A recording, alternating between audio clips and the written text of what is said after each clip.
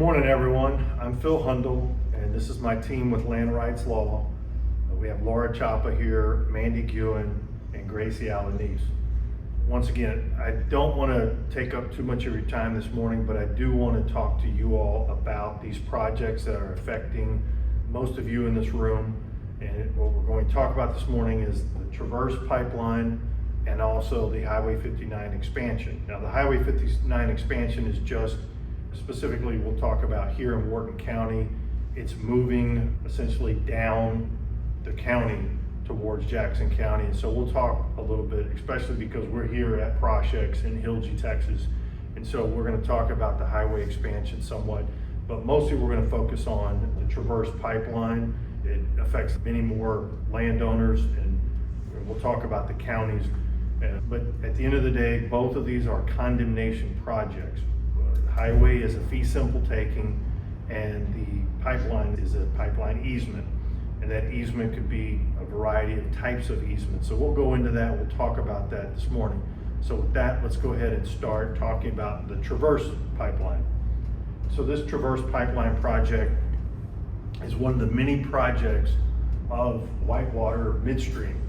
Now you may say, well, why isn't it called WhiteWater Midstream and not just Traverse? Well, and this is just my perception of how WhiteWater Midstream has been doing things for the last 10 years, but they create these projects on a pipeline by pipeline basis, and it may be a joint venture with other entities, for example, Marathon, Targa, or other partners in these joint ventures. But for a particular pipeline, for this pipeline project, in this particular case, Traverse, which is running from South Texas, from Agua Dulce. There's a big, large compressor station there. It's what's referred to as a hub.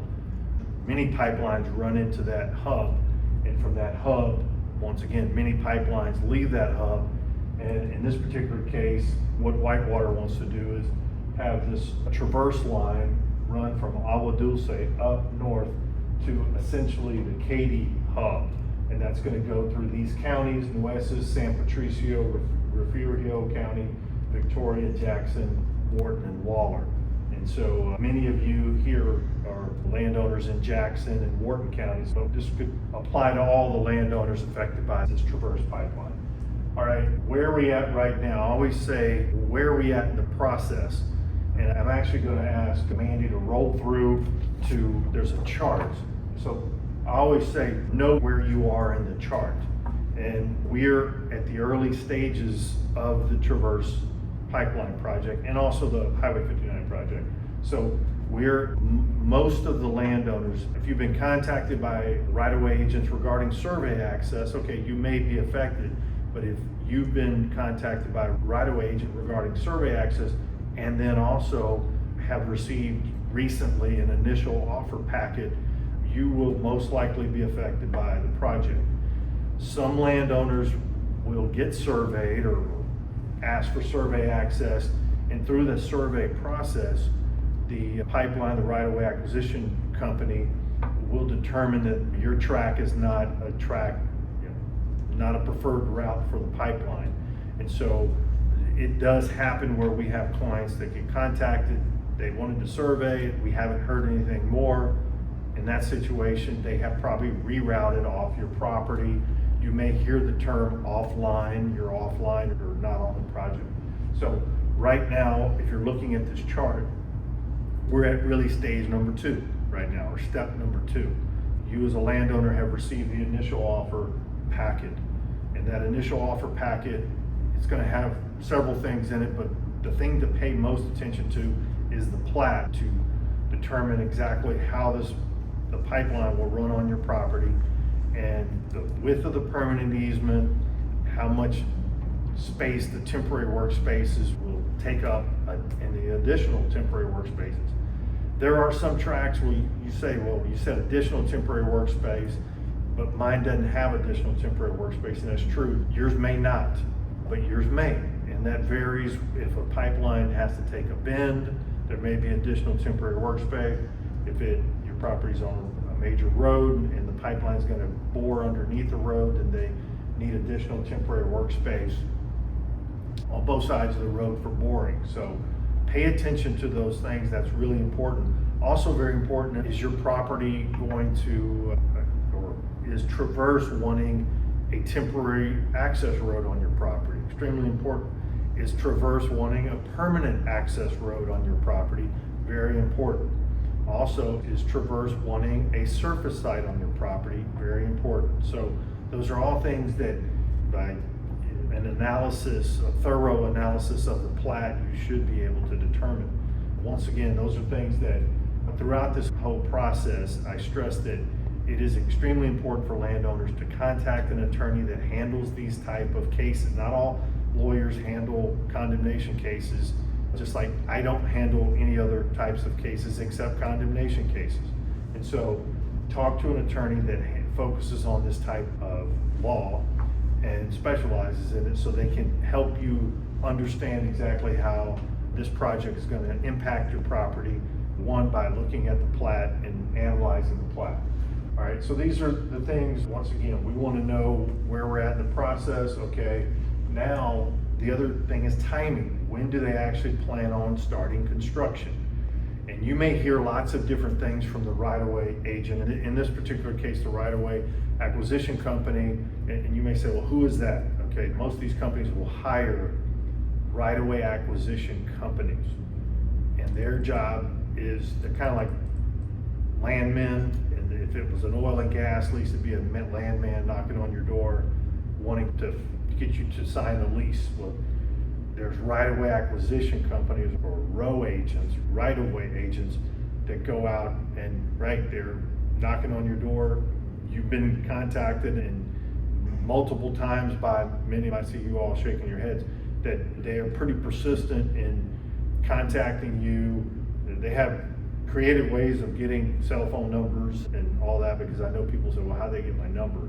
But they're contacting you to try to get you to sign this easement agreement, and that's their job. Their job, they represent, they work for Traverse. I have had landowners sometimes say, well, I thought they were kind of trying to be the intermediary or facilitator. They're kind of representing both sides, or they're looking out for me. And the answer is, I mean, they're hired by the pipeline company to get easements. That's their job, okay? But the timing of it's important. They're telling me as of right now, here in this area, Wharton County, Jackson County, we're looking at May or June, July of 2026. And so much of this land is in row crop or rice, and so that's going to impact the planting and harvest of 2026. So you have to plan accordingly.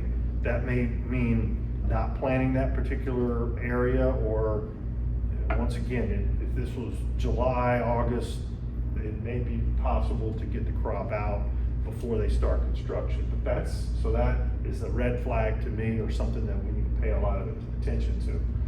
The easement that they're proposing is very typical and common for a condemnor. They're going to propose an easement agreement that is most favorable to them. Now, we have a proposed easement form that and it's been one that over the years we have gone back and forth with condemnors on, so it's not to the extreme of all the things we would really like to have a landowner get in an easement agreement, but it's been over years and years of negotiations what landowners or what condemnors will typically agree to and what is favorable to landowners and most limited. So what we always want to do is limit the easement as much as possible, right?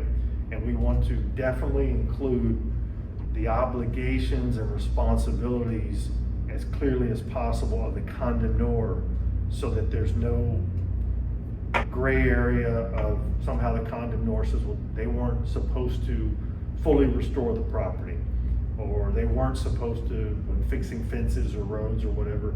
We want as much responsibility to fully restore the property as possible, and then once again, limit what they do on your property. How do we limit it? Limit to the number of pipes, obviously, that they're putting in the easement. We want to limit it to one. We want to limit the diameter of the size of the pipe.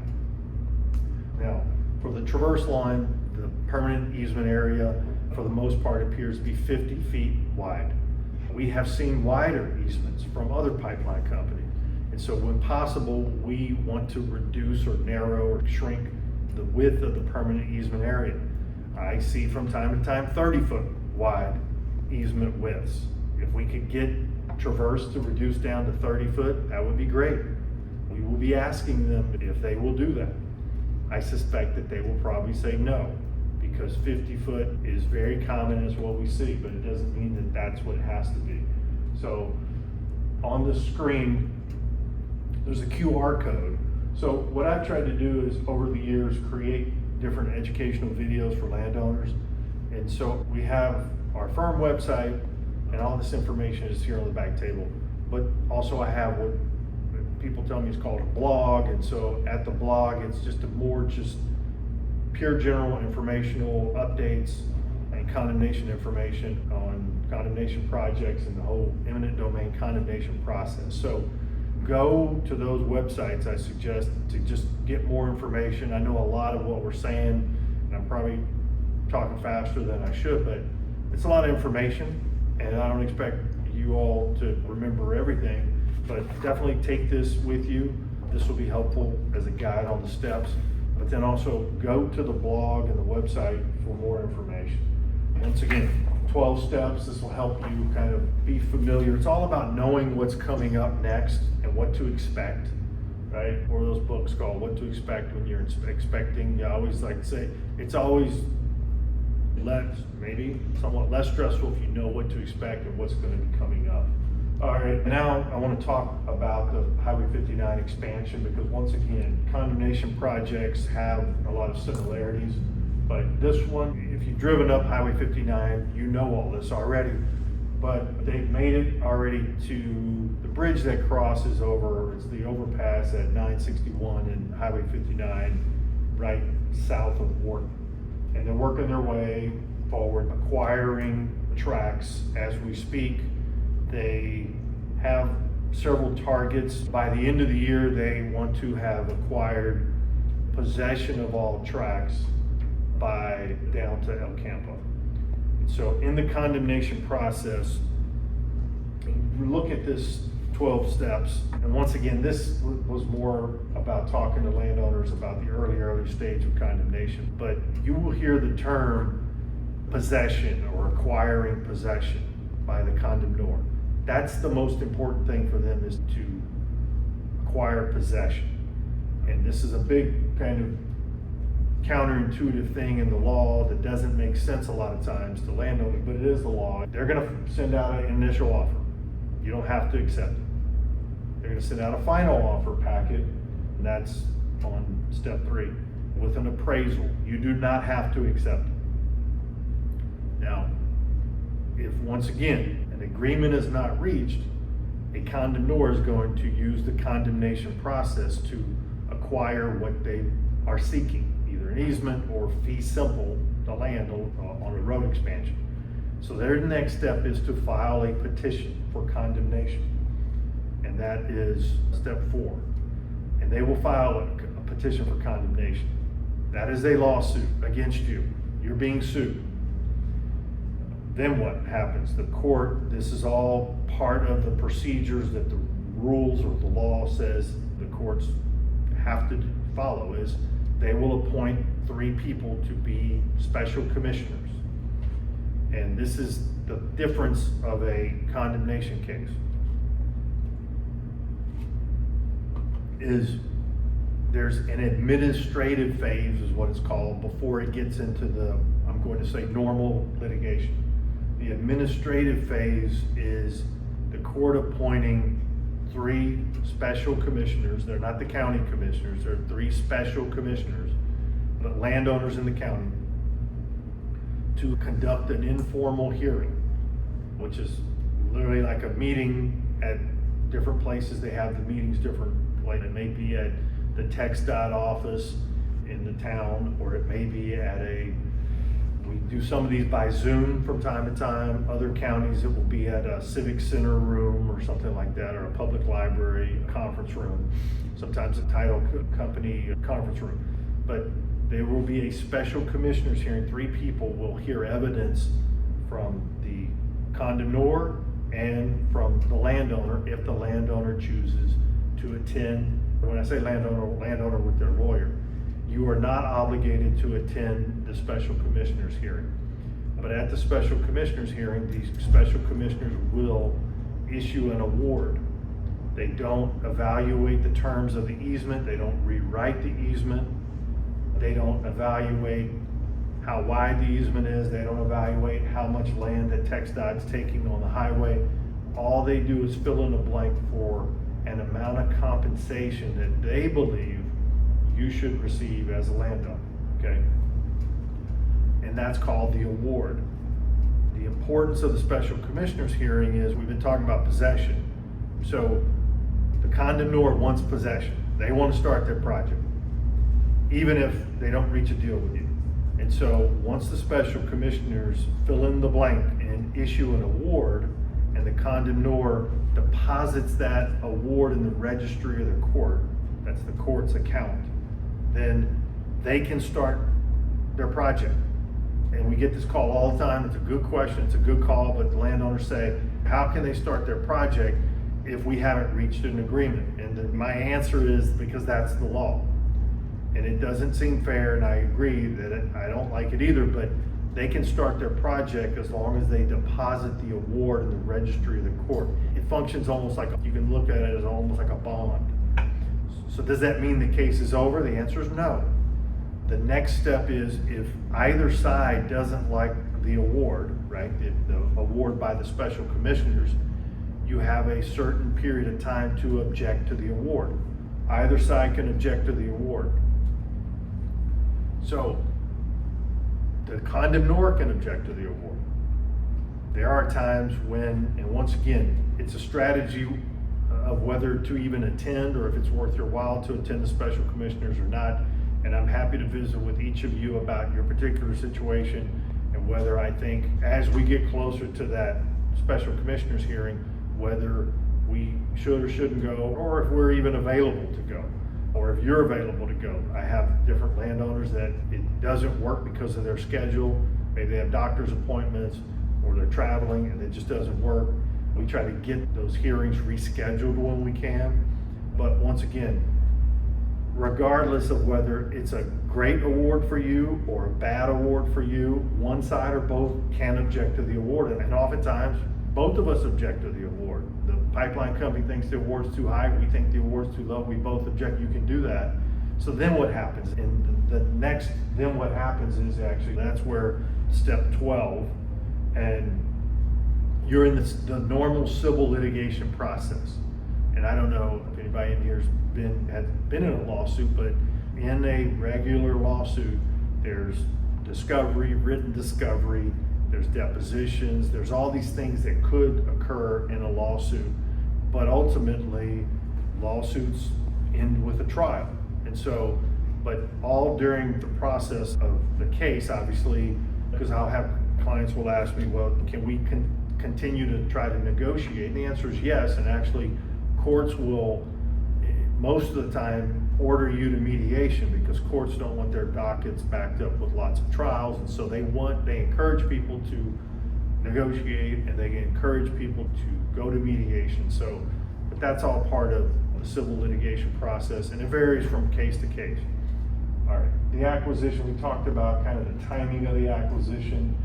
The tracts that are further south of El Campo towards Ganado, they're going to be a little bit later than the end of the year. So everything is kind of pushed back, but once again, the tracts or acquisition up to El Campo, they're wanting to do that by the end of the year, being end of 2025. All right, the do's and don'ts. This is probably the most important thing on this is, obviously, you did not choose this project. You didn't volunteer to have your land condemned. So what should you do? Keep a good file, or be organized of all the things that are being sent to you. That's really important. When it comes time to know if the condemnor properly followed all the rules, right, of timelines, it's important to have the initial offer packet, the final offer packet, have the envelopes, have all those things, because we have seen from time to time that condemnors are not following the technical rules, and that's important. all the different communications between you and the right-of-way agent, be it text, email, save those. I would suggest to keep those at a minimum before you hire an attorney, but regardless, make sure you maintain those so that once you hire an attorney, you can forward all that information to the lawyer. Now, as far as getting, and you may say, well, the packets are this thick, that's just really a lot of stuff to send somehow to the lawyer. We can get the initial offer packets and the final offer packets and the appraisals from the condemnors and the condemnor attorneys electronically, so that's not a big deal, but maintain those, keep those, just in the event that we need to look at something in particular with those packets or the service or notice. Taking photos and videos of your property and improvements. I strongly encourage the before and after photos. I typically will get out to the property early on, do drone videos, photos, videos of the property, but you know your land very well. Take pictures and photos of the property, especially if you've got improvements that are going to be affected by the project. Also, even if it's maybe not improvements, but if it's creek crossings, river crossings, extremely important. We've seen a lot of problems with pipeline constructions that are crossing creeks and wetlands and rivers and things like that for just a lot of erosion and damage to the soil or the bank integrity. So having the before and after photos is really important. Take notes and make a list of all your concerns, your wish list, and questions, so you can provide that to your attorney. Very, very helpful. It's always helpful for me as a kind of a reminder and checklist, and I'll include that obviously in my file of your case, your client notes. So very important to make notes of all those things and get those to your lawyer. Also, if you are planning to list your property to sell, lots of land sales, Fort Bend County, Wharton County, Waller County, and you've either already listed it or you're planning to list your property, let me know that. That's extremely important. Let your realtor know that as well, that hey, I just got a pipeline notification and you have the property listed, or you're thinking about having it listed, because that's something you need to disclose.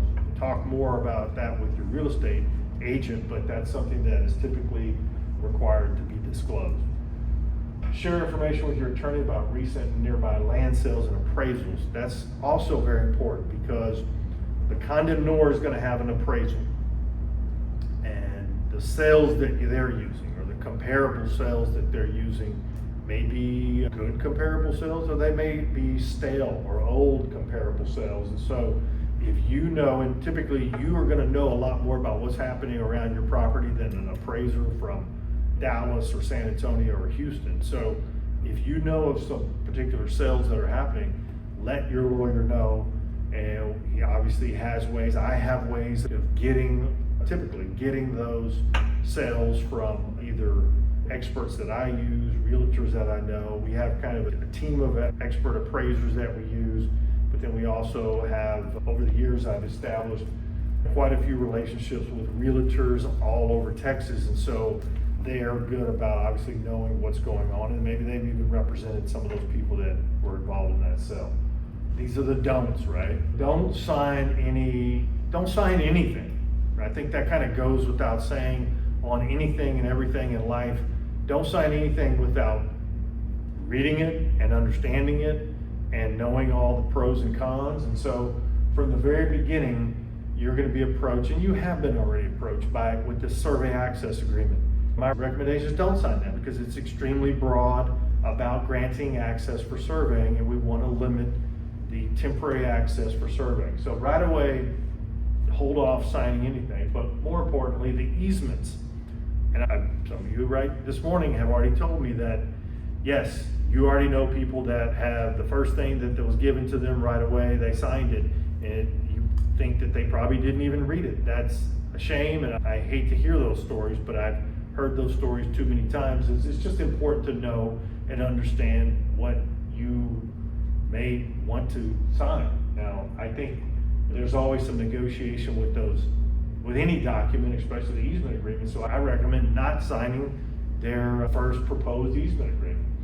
Thinking that just because the condemnor says, well, we got an appraisal and this is what that expert appraiser, that is fair compensation or just compensation. Just compensation is a very subjective term. So just because they're expert, like I said, they're expert, they hired the expert, they're paying the expert, don't think that just because he says a certain amount of money is that's the number. So be skeptical. I tell people that all the time. Be skeptical of everything. Don't tell right-of-way agents what you may accept. I've had clients from time to time kind of just throw out numbers like, well, maybe this or maybe that, when they really hadn't fully evaluated what was going to happen on their property. One in particular was the landowner didn't realize there was going to be a service site on their property. And so when the right-of-way agent mentioned, well, what kind of number do you think you maybe would agree to? And they threw out something off the top of their head, but didn't fully understand that that meant a permanent access road and a surface site on their property. And so that number wasn't a good number because they really hadn't had a chance to fully evaluate and talk to somebody about, frankly, a more reasonable compensation. So be careful stating something, and you may say, well, nothing's in writing. I've heard that too. Well, I said a number, but it's not in writing. For whatever reason, it gets burned in their brains of a particular number that you say. And it's hard to then, once you've had time to rethink and regroup with an attorney or an appraiser, to come off that number. So that's all. I always just say, be careful when stating something like that. The condemnors like to have questionnaires or forms or surveys that they want you to fill out. You're not obligated to fill those out.